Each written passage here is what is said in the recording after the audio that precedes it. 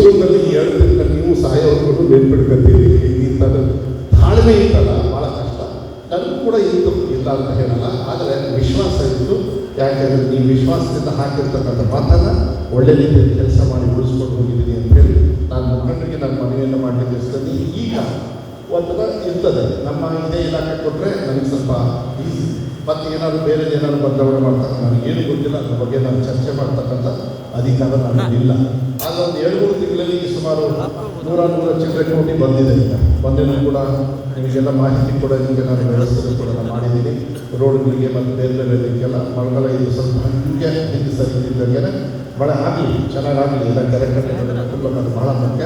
ಅದಾದಮೇಲೆ ನಾವು ಅಭಿವೃದ್ಧಿ ಕೆಲಸಕ್ಕೆ ಹೆಚ್ಚು ಒತ್ತನ್ನು ಕೊಡ್ತಕ್ಕಂಥ ಕೆಲಸವನ್ನು ಮತ್ತು ಎಲ್ಲ ಹಳ್ಳಿಗೂ ಕೂಡ ಇವನ್ 10 ಮನೆಯಲ್ಲಿದ್ದರೂ ಕೂಡ ಆ ಹಳ್ಳಿಗೆ ಬರ್ತಕ್ಕಂಥ ಕೆಲಸವನ್ನು ನಾನು ಮಾಡ್ತೀನಿ. ಯಾಕೆಂದರೆ ವಿಶ್ವಾಸವನ್ನು ಉಳಿಸ್ಕೊಂಡು ಹೋಗಬೇಕಾಗತ್ತೆ.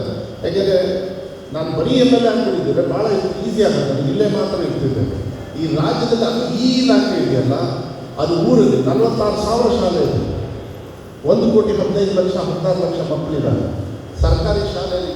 ನೀವು ನಂಬಲ್ಲ, ಸಿದ್ದರಾಮಯ್ಯ ಸಾಹೇಬರು ಮುಖ್ಯಮಂತ್ರಿಗಳು ಇರಬೇಕಾದ್ರೆ ನಾವು ಎಲ್ಲರೂ ಕೂಡ ಹೋಗಿ ಅವ್ರನ್ನ ದುಡ್ಡು ಕೇಳ್ತಾರೆ. ಯಾಕೆಂದರೆ ಇಲಾಖೆ ನಡೆಸ್ಬೇಕಂದ್ರೆ ದುಡ್ಡು ಬೇಕಲ್ಲ. ಈಗ ನಿಮ್ಮ ಮನೆ ನಡೆಸ್ಬೇಕಂದ್ರೆ ದುಡ್ಡು ಬೇಕಲ್ಲ. ಹಾಗೆ ಸರ್ಕಾರ ನಡೆಸ್ಬೇಕು, ಒಂದು ಇಲಾಖೆ ನಡೆಸ್ಬೇಕಂದ್ರೆ ದುಡ್ಡು ಬೇಕಾಗುತ್ತೆ.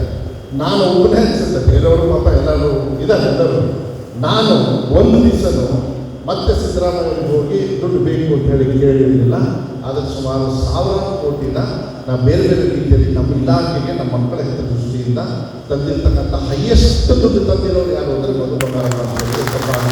ಅದು ಮಕ್ಕಳು ಪರವಾಗಿ ಆ ಮಕ್ಕಳ ಮುಂದೆ ಇಟ್ಬಿಟ್ಟು ದುಡ್ಡು ಕೇಳಿದ್ದೀನಿ, ಕೊಟ್ಟಿದ್ದಾರೆ ಸುಮಾರು ಜನ. ನಾವು ಮೊದಲೇ ನೋಡಿ 6 ದಿವಸ ಮೊಟ್ಟೆ, ಈಗ ನೋಟ್ಬುಕ್ ಕೂಡ ಈಗ ಓಕೆ ಆಗಿದೆ. ಇಲ್ಲಿ BO ಅವರೆಲ್ಲ ಇದ್ದಾರೆ. ನೋಟ್ಬುಕ್ಕು ಈ ವರ್ಷದಲ್ಲಿ ಕೊಡ್ಬೇಕಂತ ಅದು ಏನು ಮಾಡಿದ್ರೆ ಈ ರಜದಲ್ಲಿ ಗೊತ್ತಿಲ್ಲ. ಅದನ್ನೇನು ಮಾಹಿತಿ ಏನಾದ್ರು ಕೊಟ್ಟಿದ್ದಾರಲ್ಲ, ಏನು ಮಾಹಿತಿ ಕೊಟ್ಟಿಲ್ಲ. ಎಲ್ಲ ಸಿದ್ದರಾಮಯ್ಯ ಕಾಯ್ಗಳನ್ನು ಕೂಡ ಅವರು ಓಕೆ ಮಾಡಿದ್ರು. ನೋಟ್ಬುಕ್ಕು ಇಲ್ಲ, ಬರೀ ಟೆಕ್ಸ್ಟ್ ಬುಕ್ ಕೊಡೋರು. ಸರ್ಕಾರಿ ಶಾಲೆಯಲ್ಲಿ ಯಾರು ಮಕ್ಕಳು ಓದ್ತಾರೆ. ಈಗ ನೋಟ್ಬುಕ್ಕು ಕೂಡ ಫ್ರೀ. 11, 12ನೇ ಕ್ಲಾಸಿಗೆ ಟೆಕ್ಸ್ಟ್ ಬುಕ್ಕು ಕೊಡ್ತಾ ಇದ್ದಿಲ್ಲ. ನಾನು ಬಂದಮೇಲೆ ಟೆಕ್ಸ್ಟ್ ಬುಕ್ಕು ಫ್ರೀ. ಮುಂಚೆ 1 ಮೊಟ್ಟೆ ಕೊಡೋರು, ವಾರದಲ್ಲಿ 6 ಮೊಟ್ಟೆ. ನಿಮ್ಮ ಮನೇಲಿ ಮೊಟ್ಟೆ ಮಾಡಲಿಲ್ಲ ಅಂದರೆ ನೀವು ಸರ್ಕಾರಿ ಶಾಲೆಗೆ ನಿಮ್ಮ ಮಕ್ಕಳನ್ನ ಕಳಿಸಿ ಒಳ್ಳೆ ಎಜುಕೇಷನ್ ಕೊಟ್ಟು ಅವ್ರ ತಟ್ಟೆಯಲ್ಲಿ ಊಟದ ಜೊತೆಗೆ ಒಂದು ಮೊಟ್ಟೆ ಇರತಕ್ಕಂಥದ್ದು ಪ್ರಾಮಾಣಿಕವಾಗಿ ನಾವು ಮಾಡಿದ್ವಿ. ಸುಮಾರು 45 ಲಕ್ಷ ಮೊಟ್ಟೆ ದಿನ. ಇವಾಗ ಮಾತಾಡ್ತಾ ಇದ್ದೀವಿ ಅಂದರೆ ಇಷ್ಟೊತ್ತಿಗೆ ಮಕ್ಕಳು ಮೋಸ್ಟ್ಲಿ ಊಟ ಮಾಡಿ ಮತ್ತೆ ಶಾಲೆಗೆ ಹೋದ್ರಿ. ಈಗ ಊಟ ಮಾಡಿ ಕೂತ್ಕೊಂಡಿದ್ದಾರೆ ಎಲ್ಲರೂ ಕೂಡ. ಅದಕ್ಕೆ ಅವರು ಏನು ಯಾರು ನೆನೆಸ್ತಿಬೇಕು ಅಂದರೆ ಸರ್ವಕ್ಷ ಜನರಿಂದ ಮಧುಮಗನ ಶಕ್ತಿ ಬಂದು ಇವತ್ತು ಅವ್ರ ತಟ್ಟೆಯಲ್ಲಿ ಮೊಟ್ಟೆ ಬಂದಿದೆ ಅಂದರೆ ತಪ್ಪಾಗ್ತದೆ. ನನಗೆ ಸಂತೋಷ. ಯಾಕೆಂದರೆ ಅದು ನೀವು ತಯಾರಿ ಮಾಡಿರ್ತಕ್ಕಂಥದ್ದು ಅದು. ಅದಕ್ಕೆ ನಾನು ಹೇಳಿದ್ದಲ್ಲ, ಬಂದ ತಕ್ಷಣ ಅಭಿನಂದನೆ ಯಾರಿಗೆ ಅಂದರೆ ಎಲ್ಲ ಸಂದರ್ಭದಲ್ಲೂ ಕೂಡ ಅದನ್ನಿಲ್ಲ. ಸೋಲು ಮಾತ್ರ ನಾನು ತಗೋತೇನೆ, ಗೆಲುವು ಮತ್ತು ಸಂತೋಷ ನೀವು ತಗೊಳ್ಳಿ. ಇಷ್ಟೇ ನನಗೆ. ನಾನು ಏನು ಜಾಸ್ತಿ ಕೇಳಲ್ಲ. ನೋವು ಒಬ್ಬರಿಗೆ ಇರಬೇಕು. ಆದರೆ ನಾನು ಸೋತಾಗ ನಿಮಗೆ ಎಲ್ಲರಿಗೂ ನೋವು ಆಗ್ತದೆ, ಅದು ಬೇರೆ. ಆದರೆ ನೀವು ಬೇಜಾರು ಮಾಡ್ಕೋಬೇಡಿ, ಅದೇನು ತೊಂದರೆ ಇಲ್ಲ.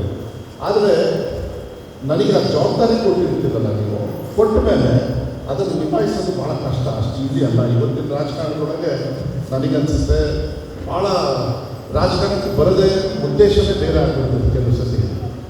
ಆದರೆ ಬಂದ ಮೇಲೆ ಅಧಿಕಾರ ಸಿಕ್ಕಿದ ಮೇಲೆ ನಮ್ಮ ಚಿಂತನೆಯೂ ಕೂಡ ಸ್ವಲ್ಪ ಕೆಲವು ಸತಿ ಎಡವಟ್ಟಾಗುತ್ತೆ. 2013 ನಾನು ಶಾಸಕರು ಮಾಡಿದ್ವಿ, ಬೇರೆ ಪಕ್ಷದಲ್ಲಿದ್ದೆ ನಾನು. ಆ ಸಂದರ್ಭದಲ್ಲಿ ನಾನು ಪ್ರಾಮಾಣಿಕವಾಗಿ ಒಂದು ವಿರೋಧ ಪಕ್ಷದ ಶಾಸಕ ಆದರೂ ಕೂಡ ಅಂದಿನ ಮುಖ್ಯಮಂತ್ರಿಗಳಾಗಿರ್ತಕ್ಕಂಥ ಸನ್ಮಾನ್ಯ ಸಿದ್ದರಾಮಯ್ಯ ಅವರು, ಇಲ್ಲಿನ ಮುಖ್ಯಮಂತ್ರಿಗಳಾಗಿರ್ತಕ್ಕಂಥ DK ಶಿವಕುಮಾರ್ ಸಾಹೇಬ್ ಮತ್ತೆಲ್ಲ ಮಂತ್ರಿಮಂಡಲವರು ಕೂಡ ನನಗೆ ನಮಗೆ ಯಾಕೆಂದರೆ ಪಕ್ಷಾತೀತವಾಗಿ ನೋಡ್ತಾರೆ. ಆ ಶಕ್ತಿಯನ್ನು ನಮ್ಮ ತಂದೆಯವ್ರ ಮೂಲಕ ನನಗೆ ಕೊಟ್ಟು ಬಿಟ್ಟಿದ್ದೀವಿ ನೀವೆಲ್ಲರೂ. ಅದನ್ನು ನಾನು ಯಾವತ್ತೂ ಕೂಡ ಮರೆಯೋಕ್ಕಾಗಲ್ಲ. ನಾನು ಸೋತಾಗಲೂ ಕೂಡ ಯಾರಿಗೋ ಒಬ್ಬರಿಗೆ ಹೋಗುವಂತ ಯಾರೋ ಮಿನಿಸ್ಟ್ರು ಏನಕ್ಕಾದರೂ ಯಾರಿಗಾದ್ರು ಅಧಿಕಾರಿಗಳಿಗೆ ಫೋನ್ ಮಾಡಿದಾಗ ನನ್ನ ಪ್ರಕಾರ ಎಲ್ಲ ಕೆಲಸನೂ ಮಾಡಿಕೊಟ್ಟಿದ್ದಾರೆ. ಆಗಲ್ಲ ಅಂದರೆ ಯಾಕೆ ಅಂತ ಹೇಳಿಲ್ಲ. ಆದರೆ ನಮ್ಮನ್ನು ಬೇರೆ ರೀತಿ ಯಾವತ್ತೂ ಕೂಡ ಕಂಡಿಲ್ಲ. ಅದು ನಾನು ಒಂದು ಪುಣ್ಯ, ನನಗೊಂದೊಂದು ಪುಣ್ಯ. ಯಾಕೆಂದರೆ ಶಾಶ್ವತವಾಗಿ ಮಿನಿಸ್ಟ್ರಿ ಇರೋದು, MLA ಇರೋದು ನೀವು ಗೆಲ್ಲಿಸಿದಾಗ, ನಮಗೆ ಅಧಿಕಾರದಲ್ಲಿದ್ದಾಗ ಮಿನಿಸ್ಟ್ರಿ ಇದ್ದಾಗಿರ್ತೀವಿ.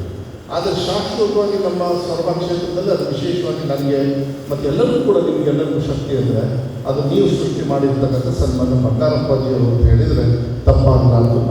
ನಾವು ಉಳಿಸ್ಕೊಂಡು ಹೋಗ್ಬೇಕಾಗ್ತದೆ. ಯಾಕೆಂದರೆ ನೀವು ಅದನ್ನು ಸೃಷ್ಟಿ ಮಾಡಿ, ಅದು ನನ್ನ ತಂದೆ ಬಂಗಾರಪ್ಪಾಜಿಯವರಿಗೆ ಆ ಶಕ್ತಿಯನ್ನು ಕೊಟ್ಟರೆ ಈ ರಾಜ್ಯದ ಮುಖ್ಯಮಂತ್ರಿಗಳು ಮಾಡಿದ್ರಿ, ರಾಷ್ಟ್ರದ ನಾಯಕರು ಮಾಡಿದ್ರಿ. ಇವತ್ತು ಕೂಡ ಸನ್ಮಾನ್ಯ ಬಂಗಾರಪ್ಪಾಜಿ ಅವ್ರನ್ನ ಇಡೀ ರಾಜ್ಯದಲ್ಲಿ ನನಗನ್ಸುತ್ತೆ ಅವ್ರು ಕೊಟ್ಟಿರ್ತಕ್ಕಂಥ ಕಾರ್ಯಕ್ರಮ ನಾವು ನಿಜವಾಗಲೂ ಅದನ್ನು ಅರ್ಥ ಮಾಡಿಕೊಂಡ್ರೆ ಇಡೀ ರಾಜ್ಯದಲ್ಲಿರ್ತಕ್ಕಂಥ ಕೋಟ್ಯಾಂತರ ಮನೆಗಳು ಎಲ್ಲೋ ಬಂಗಾರಪ್ಪಾಜಿಯವರ ಒಂದು ಋಣದಲ್ಲಿ ಸಹಕಾರದಲ್ಲಿ ಇದೆ ಅಂತ ಹೇಳಿದರೆ ತಪ್ಪಾಗಲ್ಲ. ಅದಕ್ಕೆ ಕಾರಣಕರ್ತರು ಯಾರು ಅಂತ ಹೇಳಿದ್ರೆ ನಮ್ಮ ಸಭಾ ಕ್ಷೇತ್ರದ ಜನರು. ನೀವು ನಂಬಲ್ಲ, ನಾನು 2ನೇ ವರ್ಷ ಅದನ್ನು 78 ಮಾಡೋದು, 78 ಏನು ಫಸ್ಟ್ ಎಕ್ಸಾಮ್. ಇವತ್ತು ಎಷ್ಟು ಗೊತ್ತಾ, 100 ಜನರಲ್ಲಿ ಮುಂಚೆ ಸುಮಾರು 22 ಮಕ್ಕಳು ಫೇಲ್ ಆಗ ಮುಂಚೆ. ಈ ವರ್ಷ 100ರಲ್ಲಿ ಬರೀ 2 ಮಕ್ಕಳು ಫೇಲ್ ಆಗ್ತಾ ಇದ್ದಾರೆ.